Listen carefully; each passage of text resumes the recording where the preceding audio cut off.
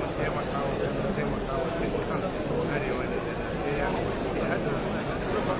don mutum da ka da su ana su iya wajen masu da gana aiki da wannan kuma da aka yi da ba a yi da sarrafa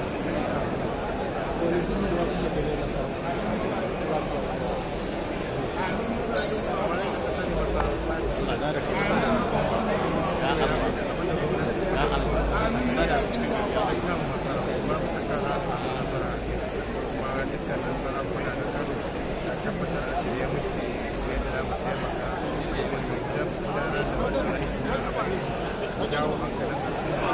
waɗanda ya kamata a jawo hankalin da za su taimaka mu da yaran da ya kamata